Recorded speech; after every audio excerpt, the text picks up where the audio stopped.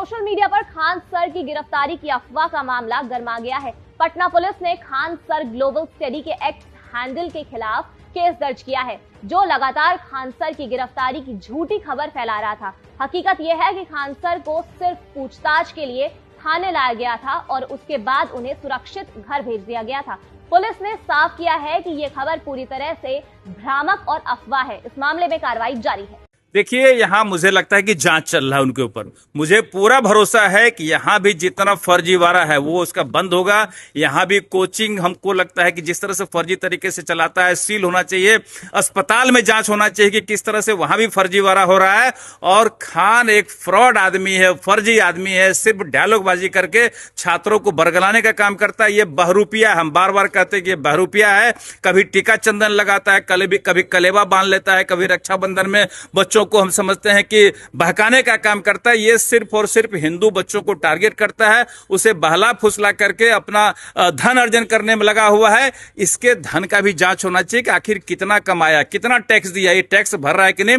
तमाम चीज जांच का विषय है और हम ये मांगते हैं, माननीय मुख्यमंत्री जी को हम कहना चाहते हैं कि इस पर संज्ञान लेकर के इस पे कठोर कार्रवाई करें। गिरफ्तारी होगी, एकदम गिरफ्तारी होनी चाहिए और हमें भरोसा है कि ये गिरफ्तार जरूर होगा। लेकिन खान सर पर आप आरोप लगा रहे हैं, कई लोग उनको लेकर कहते हैं अच्छे शिक्षक हैं दिल्ली वाले। भैया कौन क्या कहते हैं हमें उस पर नहीं जाना। जो बिहार के बच्चे ठगे जा रहे हैं और जो उनका बिहार में करतूत हुआ है, जिस तरह से हर कुछ धीरे धीरे सामने आ रहा है, इसकी गिरफ्तारी होनी चाहिए। बार बार हम वीडियो अपलोड हुआ सोशल मीडिया पे, पुलिस संज्ञान में लेती है कि इसके पीछे कहीं ना कहीं खान सर का भी इन्वॉल्वमेंट है और उस पर अनुसंधान करने के बाद एक FIR रजिस्टर्ड हुआ 418/2026, जिसमें खान सर के बॉडीगार्ड के द्वारा गोली चलाते हुए देखा जा रहा है।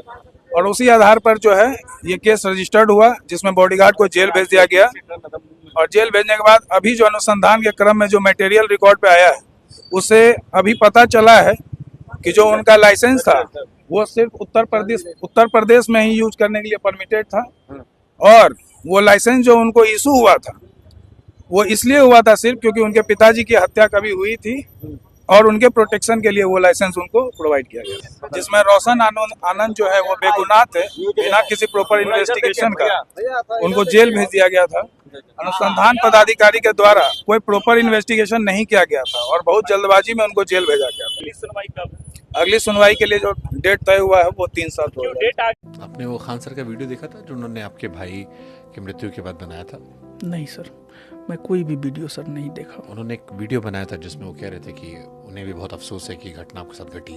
इस घटना के बाद पता नहीं कैसे परिवार सहन करेगा इसको। इस कठिन दौर में हमारी संवेदना परिवार के साथ है। हमसे जो प्रयास होगा, हमसे जो कहेंगे लोग, हम वो हर संभव मदद करने को तैयार हैं, चाहे जो कुछ वो कहेंगे। और वो भी इस बात से दुखी हैं सर। अगर वो सच में दुखी हैं, 15 तारीख को जब मेरे बेल की सुनवाई हो रही थी तो उसका विरोध उन्होंने क्यों किया? देखिए, अगर उन्होंने ये किया है तो फिर ये अपराध है सर। कोर्ट रूम से सर डाटा लिया जाए सर, हम पे भी सर विश्वास ना किया जाए सर। उन्होंने अपनी पूरी ताकत लगा दी सर। अगर ये विषय है तो फिर ये इंसानियत, मानवता पर बहुत बड़ा सवाल है। कोर्ट रूम से सर लिया जाए इस चीज को। और ये सवाल उनसे पूछा जाना चाहिए अगर ये सच है तो। सच है सर, हमारे वकील ने ऐसा कहा है। पुरजोर विरोध हुआ सर। कुल जमा 4 तो हम सपने देते हैं बच्चों को।